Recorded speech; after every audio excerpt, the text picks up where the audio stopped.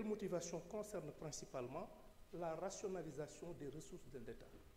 Et je l'avais déjà dit, nous savons tous que les ressources allouées à ces deux institutions, à mon sens, sont extrêmement importantes, substantielles, et ma conviction est que la suppression de ces institutions participe d'une véritable œuvre de salubrité budgétaire. Cela dit, le Conseil économique, social et environnemental de 2012 à 2024 a coûté aux contribuables sénégalais plus de 65 milliards de nos francs. Et pour ce qui concerne le HCCT de 2016 à 2024, a coûté aux justiciables le montant faramineux de 138 milliards de nos francs. C'est dire donc que durant cette même période, ce sont les sommes de 203 milliards 702 millions 705 000 francs, 365 francs qui ont été dépensés. Et je crois d'ailleurs que le simple fait que vous soyez ici, qu'il y ait eu une majorité écrasante qui a été désignée à la suite d'élections transparentes dont personne n'a effectivement eu à émettre la moindre contestation. Le simple fait que vous ayez été élu, après que, il y a quelques semaines, j'ai été éconduit par vos homologues de la législation précédente pour les mêmes motifs, montre qu'il y a une adhésion populaire à cette initiative que j'ai l'honneur et le plus grand privilège de défendre devant vous.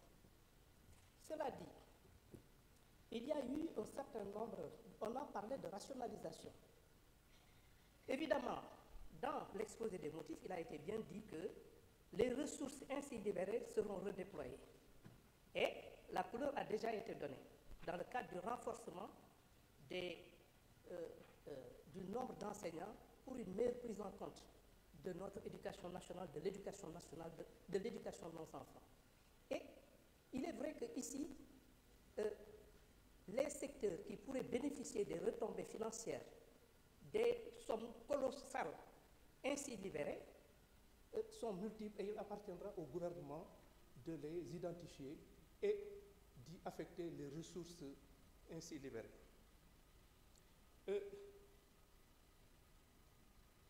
En dehors de cela, j'ai été interpellé sur un certain nombre de questions sur lesquelles je m'efforcerai de répondre de façon exhaustive. Il a été question beaucoup de l'administration pénitentiaire, des conditions de détention, des problèmes des prisons. Actuellement, ce que je peux vous dire, c'est qu'il y a un projet de construction de 9 prisons.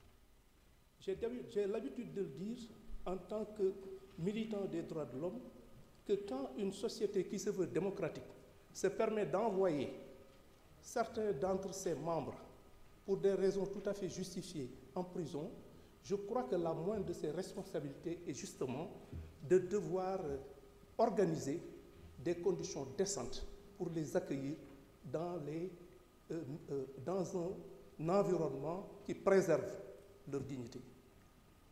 Et donc, on l'a dit, il y a 9 prisons qui sont en cours de construction et il y a principalement le projet de construction d'une prison de 2500 places au niveau de Diamniadio et de 500 places à Fatick. De même, la question du tribunal de Kaffrine a été, du département de Kaffrine, la prison de Kaffrine a été posée. J'ai eu le privilège le 24 octobre dernier d'installer ce tribunal de grande instance de Fatick. Et il est vrai qu'il va falloir réaménager cette prison qui doit effectivement faire face à de nouvelles contraintes, des contraintes inhérentes au